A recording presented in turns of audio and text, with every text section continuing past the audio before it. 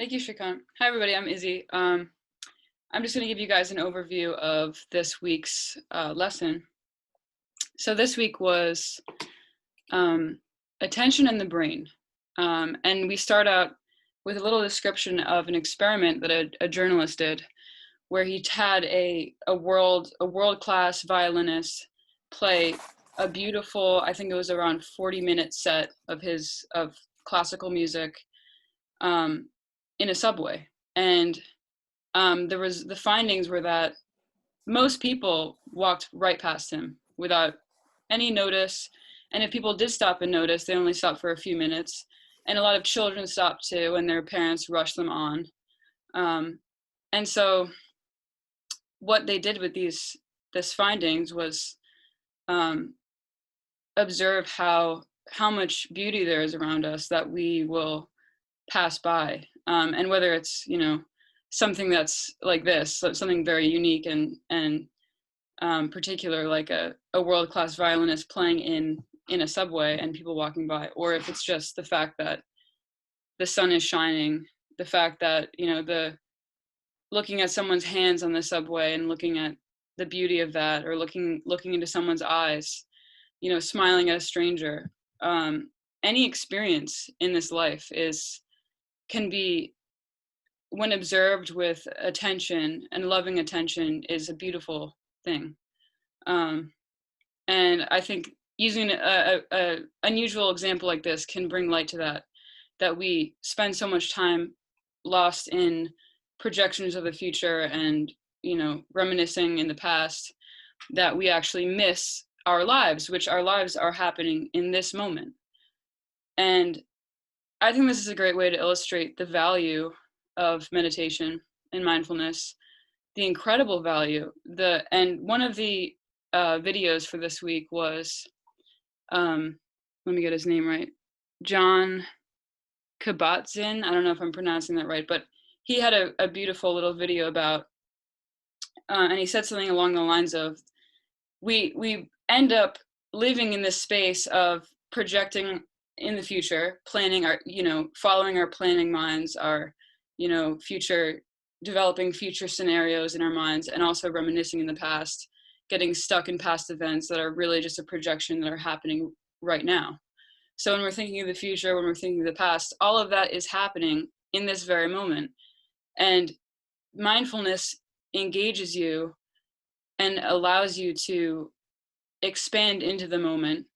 And in doing that, you're actually expanding into your life, because no matter what, this moment right now and now is your life. So learning how to habituate your brain to noticing that is invaluable. And I think a lot of these videos and a lot of these readings are pointing to that fact. And one specific thing that this week's lesson points to a lot is it couples science with mindfulness meditation. And recent scientific findings, which are actually quite ancient, but science has in a way confirmed a lot of things that Buddhist practices and other forms of mindfulness practices have been reiterating throughout history. One is that one thing that these videos point out specifically, I'll just point you guys directly to which video it is. The person who introduces this idea in this week's lesson is Shauna Shapiro. She talks about psychology, neuroscience. There's a historical, and I mean, it's relatively recent in the scope of things, but the idea that we have a fixed point of the happiness set point is what it's called, that we are born kind of with a fixed threshold of happiness, that no matter what happens externally in our lives, we will always return back to that point. So that can give you the idea that some people are just born happier. And new findings that are exploring mindfulness meditation are kind of pointing to how mindfulness meditation physically manifests in our brain structure, and how these notions of a fixed brain, which is how we've been in the fields of neuroscience and, you know, scanning the brain. In our studies, scientific studies of the brain, there's built up this notion that the brain is a fixed thing. It's a fixed organ. It can't change based on just thoughts and experiences. And specifically the term that, let me see who used this term in the article, How the Brain Rewires Itself, which is one of the readings for this week. We see kind of a turning away from this idea across fields of the unchanging brain. And we really see how thinking and how our practice in our lives physically changes the setup, the physical setup. So in relation to mindfulness, having a habitual practice actually starts to change things about your brain in a physical sense. One article talks about gray matter and how mindfulness meditation practice actually will, in a sense, prevent and kind of cushion the aging process.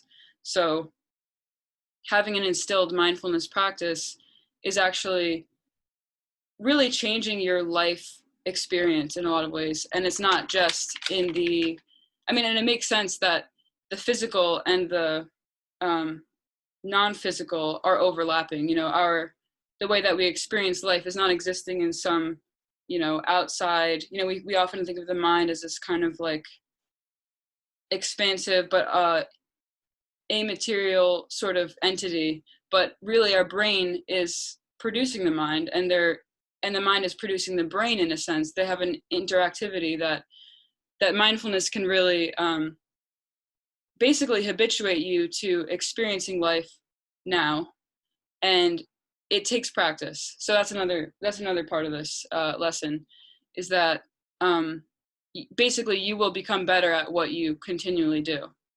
So to move into that, I often think about what I'm practicing in my life. So, you know, I will get into periods of, let's say, watching TV or browsing the internet, watching YouTube. What are the things I do? Social media. I think a lot of us use social media.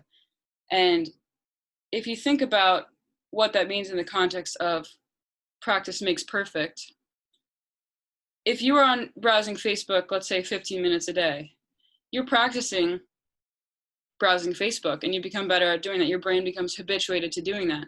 So in every aspect of our lives, we're practicing the things we're doing by repeating them. So when you think about it, I mean, mindfulness meditation might be the very best thing to practice, because you're actually practicing living right now, and you're always living right now. So you might as well really live now, really pay attention to that, really attend to that. And it's just a matter of, because we're habitual creatures, it's a matter of instilling it in our everyday practice. So I've recently moved more towards spending less time on social media and spending more time dedicating myself to noticing what's happening in my immediate surroundings in my life. And with that practice, it becomes easier over time. It becomes instilled. And it results in a higher sense of equanimity, peacefulness, non-reactivity. And anybody who's practiced meditation for a long time will tell you that they've experienced life-changing trends towards a new way of being, towards a new routine. So instead of responding to things unconsciously, and I think one of the videos, again, I'm going to try to find which one it is that I could point you to. I think it's, again, Shauna Shapiro. She talks about the super highways of habit. So the habits we're already in are very easy to follow. It's just, we get right on the highway of our habits. And, our habit could be getting angry when we feel afraid. That could be a very ingrained habit that we just snap right to because it's easy. I mean, and maybe even using the word easy isn't entirely appropriate. It's just natural to do that. But she talks about then with an instilled practice of mindfulness and meditation, she's making a country road of compassion. So you have the ability to start to instill these new habits that will become your superhighway, because with routine use, you dig the grooves even deeper. And that, again, that relates back to actually changing the chemistry of your brain. Your brain will start to form to a new way of being because you're continually practicing it. And, this country road of compassion, she talks about that, the more we practice taking that road, the easier it is to take that road in the first place. And, we're left with a better sense of, or a higher sense of well-being, because all of us experience the discomfort and the pain, the suffering that comes with, attaching to an opinion and feeling angry about it, feeling misunderstood, feeling, unsettled.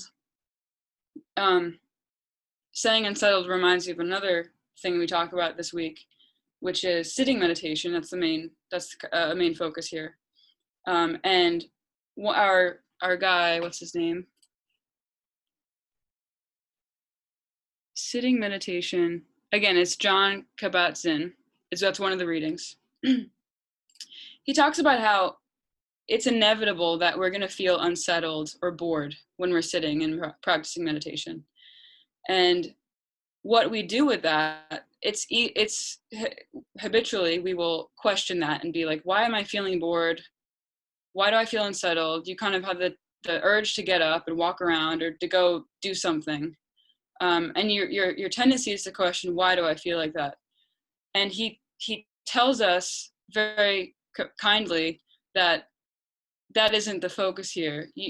The focus is not in answering that question, but in observing that experience, observing that feeling of restlessness, of boredom. So we're kind of invited to not question, why do I feel like that? Because that's our habit. We tend to go there instead of towards, what does this feel like, without having a question of why.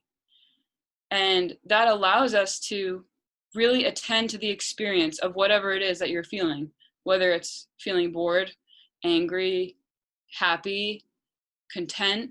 We with sitting meditation and with mindfulness, we sink into that experience and we are able to observe it and just observe it, and that's it. We're not pushed to question why it's happening, to,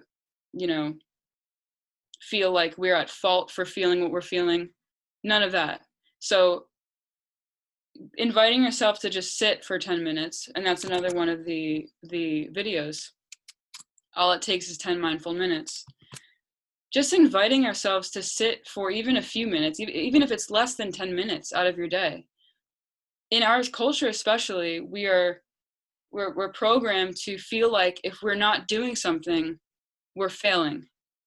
And it's an extremely harmful sort of enculturation, because doing nothing is actually when we can allow the space to really feel our experiences, to really experience ourselves and experience life and experience the world, because the world is being experienced through our perception and it's being created by our perception.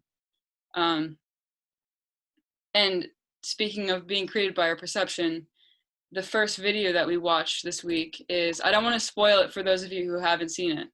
It's called the monkey business illusion, which I contend with that title a little bit, because it's not a monkey, it's actually a great ape that they're using. But but it's a great way to discover that what you see and what you're experiencing isn't true to reality most of the time.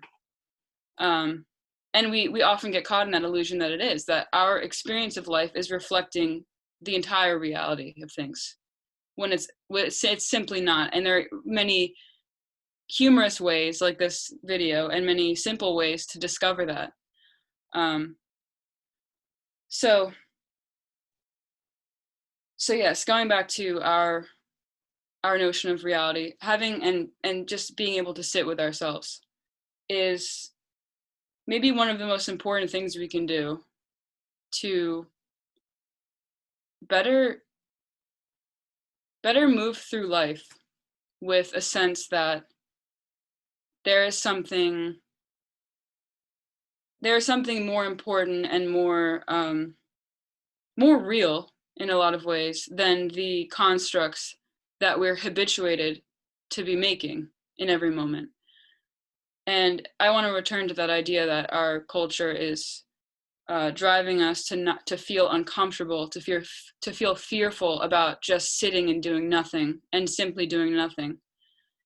We're being, in a sense, we're keeping ourselves and we're being kept away from a really profound and beautiful thing, which is just being able to sit without judgment, being able to let yourself dissolve and to really just try to find who's seeing, who's experiencing. And there are many ways scientifically to back this up, which is what I talked about briefly with the ways that our brain actually physically changes with the routine practice. But honestly, if all this stuff is very important to really get to dive into it, and I think we can also catch ourselves reading a lot about meditation. Okay, my time's up, but I'll get like a second more. Reading about meditation, watching videos about meditation, so on and so forth. We get kind of caught in because we're very used to reading and thinking. That's the whole object of this practice. We get used to all that, and we kind of lose sight of the fact that we just need to do it. There is no try. I think one of the guys in one of the videos says, he quotes Yoda, there is no try, there is only do. You just need to take a few minutes to sit and try to do nothing and really try the practice and see for yourself. Mindfulness meditation is all about just seeing for yourself. So that's my time, and thanks everybody. Thank you very much, Izzy. Really appreciate that.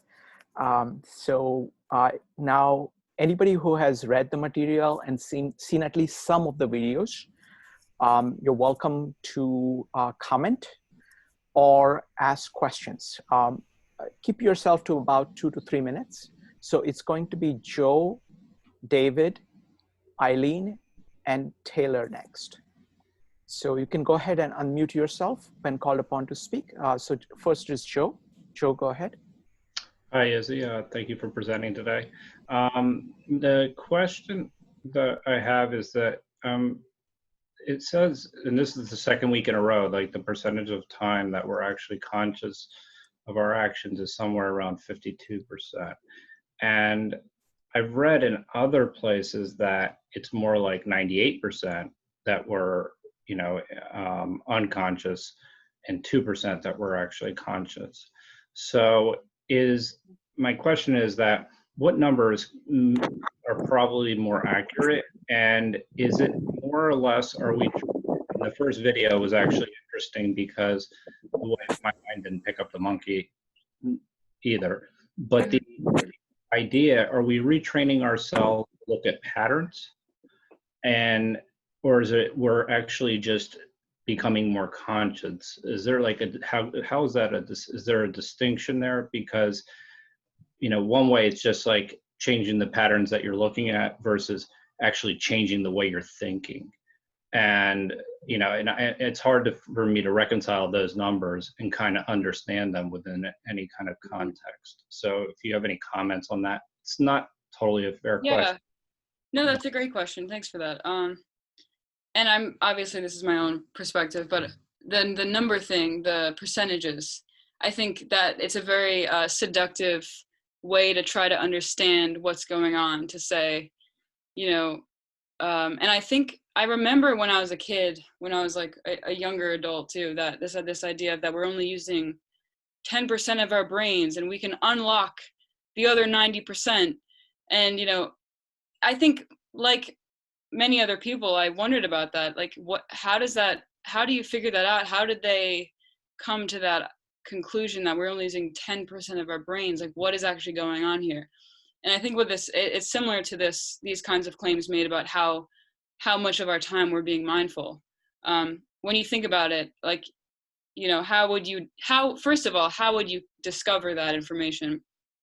And second of all, I think we're using 100% of our brains all the time when you really look at it. When you really think about it, I guess practically, it doesn't make sense to divide our time into and our brain processing into percentages like that. I don't know if anybody else agrees with me on that. I'd be curious to hear. But again, on the flip side, I think it's a useful way to point out how much time we're really spending living in the future or living in the past. And whether we talk about it percentage-wise, which 56% of statistics are made up, whatever that that funny little quip is. But I think the important thing that comes out of that is recognizing how much we're spending in the future in the past. And to respond to your second point about, are we trying to observe patterns and change them, or are we just watching our thoughts? I don't know. Can you clarify if that was your question? Yeah, I mean, are we actually changing? Is it more of reframing, or are we actually changing the patterns in how we see things? So reframing would just be, and they're not totally mutually exclusive, but there is a distinction. Right. So one of them implies a greater sense of control or agency, and the other one is more like we are just reinterpreting our thoughts. I think the key, and especially for this lesson this week, and I think for the whole, the key is to just be able to observe without judgment what thoughts are coming through, because the thoughts will come through, emotions will come through. We don't have control over that, but we have control in a sense over what we notice and how much we're attending to those thoughts, as in how much we're actually aware of what those thoughts are and where they're going and whether we're following them or not.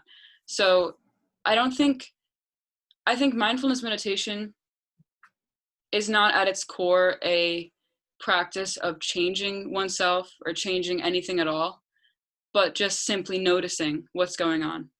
It's similar to how, you watch anything you're watching, any process you're watching. Let's say you're watching a bird flying around, right, in your yard.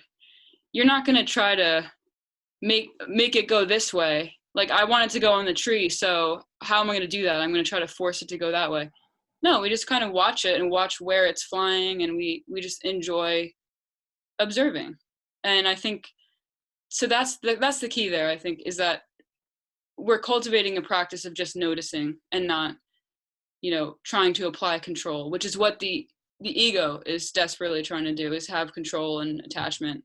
And that isn't us at our core. We're just simply observing this stuff come into the field of view in a way. Thanks, Susie. Yeah, next up is going to be David, then Eileen, Taylor, and Jim.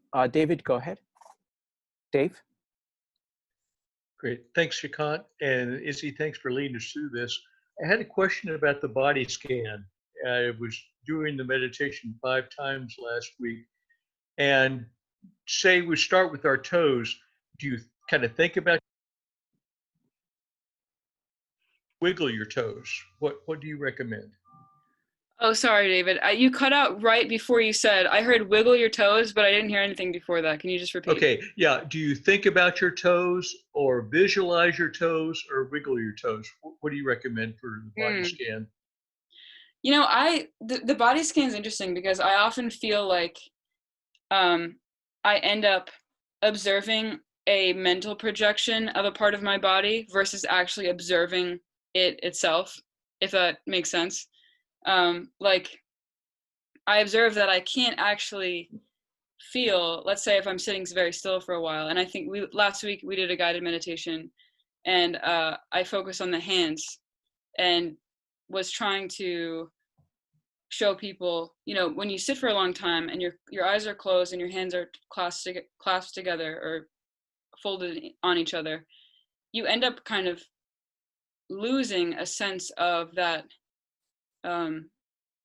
losing a sense of their physical reality. And you're left with maybe your mental projection of your hands being there. You know what I mean? So, okay, as far as your question goes, I think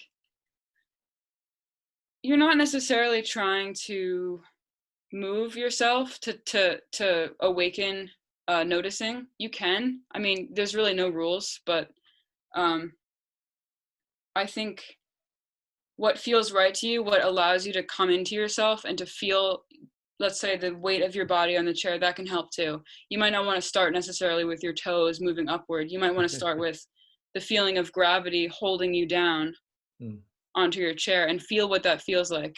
That might be, for you, that might be a more tangible focus point, a tangible anchor for you. So if something feels like, you know, you're not able to notice it really, you can move on to a different sensation that anchors you better in the moment. Yeah, in a different group, I was doing a relaxation exercise, and they ask you to tighten the muscle and then relax the muscle as a relaxation procedure. So I kind of saw it similar to that. Thank you very much. Right. Thank you. Anybody else?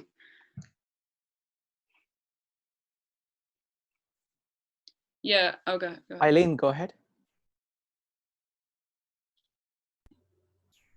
Okay, I did watch the videos, and I read or had read to me the reading assignments. I'm sorry I missed the first week. I don't know. I slipped that. But I'm just kind of exasperated with this topic of meditation because I've been back and forth with it since the 70s. And my feeling was, I can't do this. So what I got from watching one of the videos, and I think it was Sean Shapiro, is that her name? When I heard the word practice, that made such a difference. So rather than say, I'm going to go meditate, no, I'm going to go practice meditating. And that was such a gap that got closed up. For some reason, I heard that this week. I was like, oh, how simple is that? Just try it. So yes, as the mind wandered, bring it back to whatever, maybe, and usually my breath. I found that the easiest.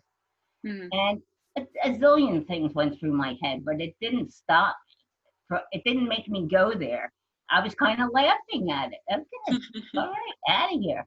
So just keep coming back to that. It got so simple. Like maybe it got a little complicated because now there's science and there's all this other stuff that's factual about it, when I just wanted to pay more attention to what I do every day. You know, if I'm going to sit down and work on something, stick with it, finish it, don't look at my phone, don't get up and make a meal, you know, stay with it. And I found that I was able to do that. So that's the aha, is that, you know, you can't say what is the outcome going to be. It's going to be unique, I guess, for everybody. Thank you.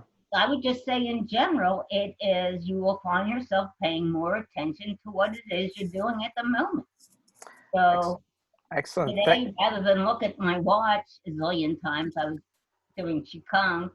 I just enjoyed being there. And when it's over, just stick with it. It was so much easier to go through that hour.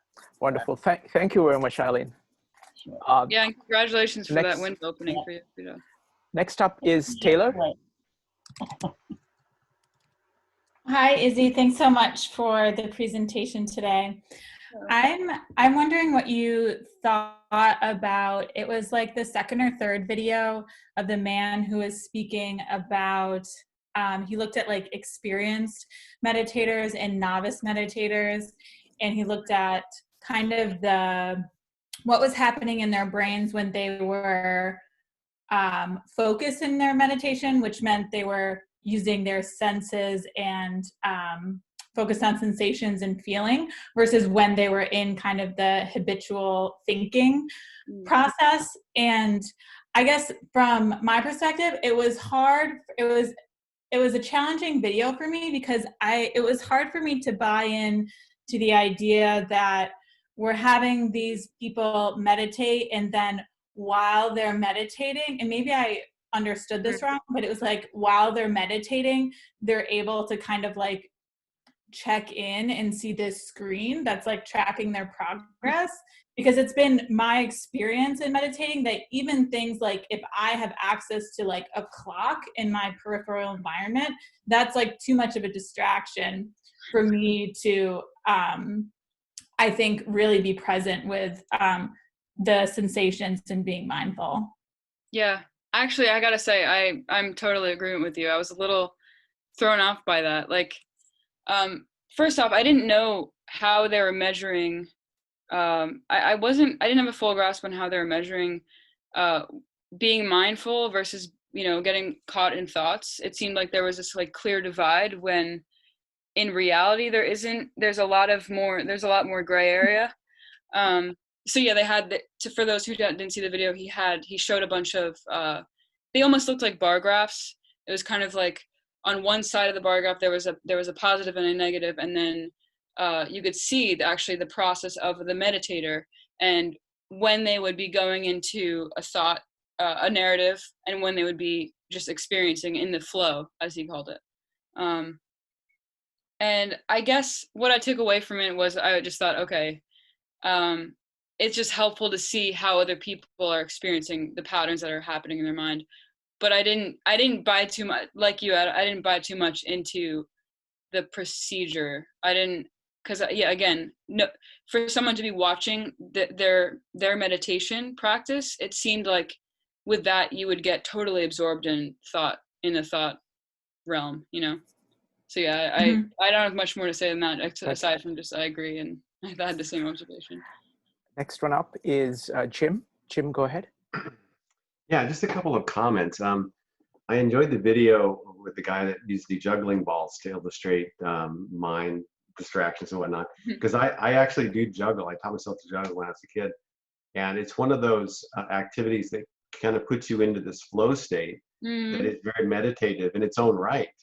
And so it's interesting because I had some experience as a juggler to know what it feels like kind of when you're in that state, and maybe that's one of the reasons that I enjoy meditating now. I need to actually get back into juggling now that I think about it. But another comment on the video that had that bar graph.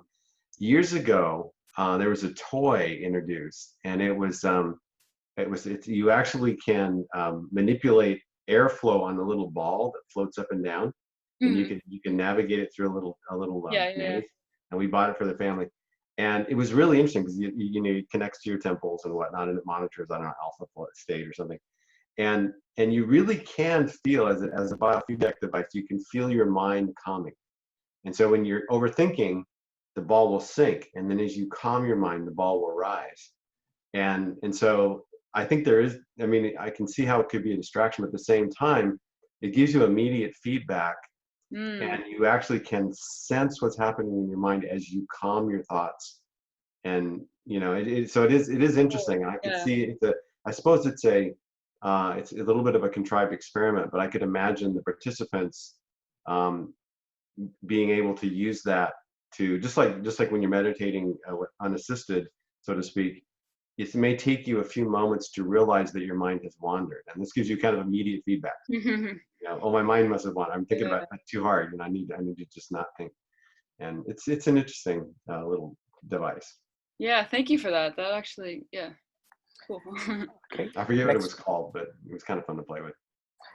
Next one up is John. John, go ahead. Yeah, so I was really going to sort of talk about the body scan thing, but I actually own a device that measures your brain waves. I got it's called Muse, and it does like EKGs, so you can actually watch what's going on, and it tracks like alpha, beta, delta, and gamma. And you kind of can see like an actual difference in those waves and a decrease in activity when you meditate. And it's not simple in its causality. It's more correlative in that you sort of see a general decrease in certain activity. I don't recall, because it's been a while since I've used it, but certain brain waves are associated with certain types of thinking. Like, for instance, beta waves are sort of, I think, for my beta are sort of associated with more ruminative thinking. Yeah. But it is really interesting. I would say that, like, I don't use it as a meditation practice, and I think, like, for me, I'm more like keep it simple. And I guess the only other thing I was going to say was with the body scanning technique is that various techniques will have different objects of meditation. And I think the technique that was taught last week is a very sort of direct technique in that we're supposed to just observe what's going on rather than tensing or stretching. There are other techniques that will, be like yoga techniques and things of that nature that will, like, sort of you squeeze and so it really depends on the technique. Yeah. All right. Thank you very much, John. So now we move to the next phase, which is going to be, Izzy is going to recite a poem, and then John will lead us into meditation, after which we are going to go to breakout rooms with about 6 people each. And there we are going to talk about first our experience of previous week, and then talk about this particular, week 2, the attention and the brain, and what we are planning to do for the next week as far as meditation goes. So we'll have 30 minutes in the breakout rooms, and then we'll come back here to share our takeaways. Okay, so that's the plan. So it's easy. Poem, please. Okay, thank you. This was on, I think, Noel's suggestion last week. I don't know if I have your name right, but this is a lovely poem. I'm sure several of you have already heard it before. This is Wild Geese by Mary Oliver. And I'm going to put it in the chat. So it's short enough to put in the chat this time. So you can read along. You can just listen to me reading it. Or you can ignore me and read it. You do not have to be good. You do not have to walk on your knees for 100 miles through the desert repenting. You only have to let the soft animal of your body love what it loves. Tell me about despair, yours, and I will tell you mine. Meanwhile, the world goes on. Meanwhile, the sun and the clear pebbles of the rain are moving across the landscapes, over the prairies and the deep trees, the mountains and the rivers. Meanwhile, the wild geese, high in the clean blue air, are heading home again. Whoever you are, no matter how lonely, the world offers itself to your imagination, calls to you like the wild geese, harsh and exciting, over and over announcing your place in the family of things. Thank you, Izzy. Thanks, everyone. Thank you. John, if you could lead us into meditation. Okay. How much time would you like to go first? Anywhere between 5 to 10 minutes, you can pick. All right. So I'm going to go for a full 10. So this is, can you guys hear that? Okay. So this is going to be meditation working with the breath, and it's a pretty common one. You may have done it before. And basically, we're just going to count our breaths. But to start off, I'd like us to take a few deep breaths. And so what I'd like you to do is breathe in slowly for a count of 8, hold for a count of 8, breathe out slowly for a count of 8, and then hold for a count of 8. And we're going to do that about 4 times. Okay, so so you can close your eyes if you want, but just Take a nice deep breath in. 1.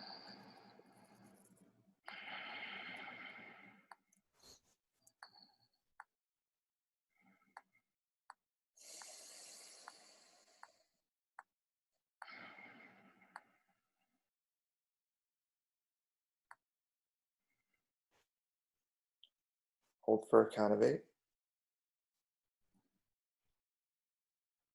And out for a count of 8.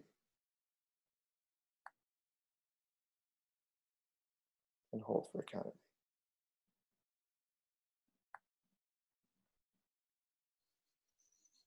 More time.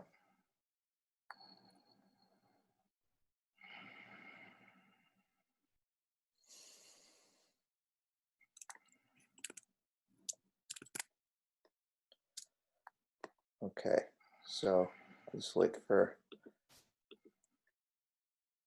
the last breathers. So now I'd like you to sit comfortably, okay?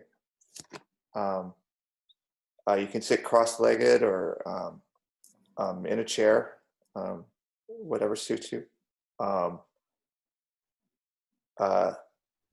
Like you to have just with an upright posture, and imagine a string sort of just going out the top of your head and like attached to the top of your spine, so almost like you're a puppet. So doesn't have to be too rigid, but just upright. And then you can close your eyes, or if you prefer to keep them open, that's fine too. And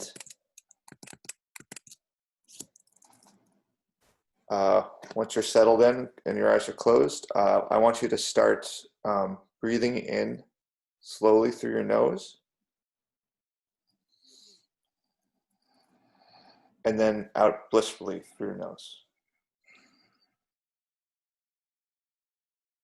Not necessarily big breaths, but just sort of.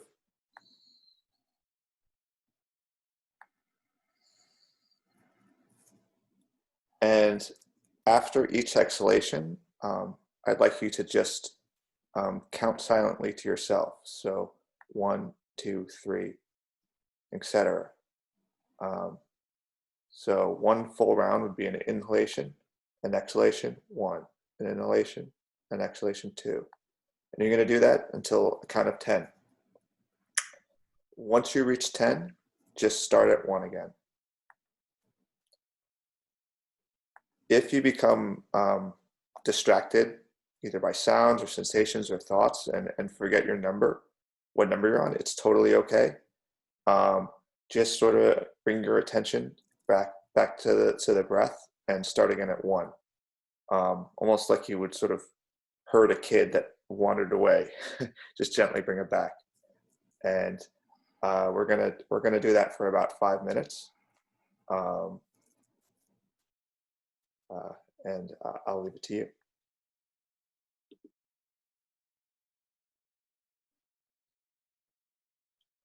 One more thing. At a certain point, you can play around with just letting your body breathe as opposed to consciously breathing. So if you don't actually consciously breathe, your body will certainly breathe for you. So try that out. You can also visualize numbers in your head if you want to. But just the practice is to keep your attention on your breath and to count to 10. And just remember that it's not really about counting to 10. It's not a contest. It's just working with your attention and the sensation of your breath.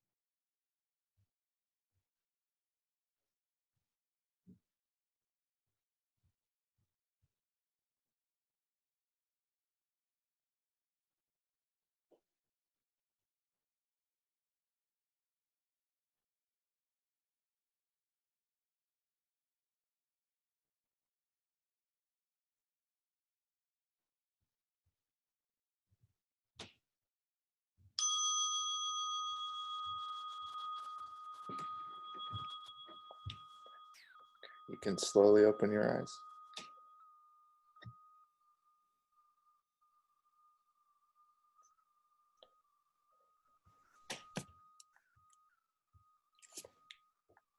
Thank you for doing that with me, and I hope that was enjoyable.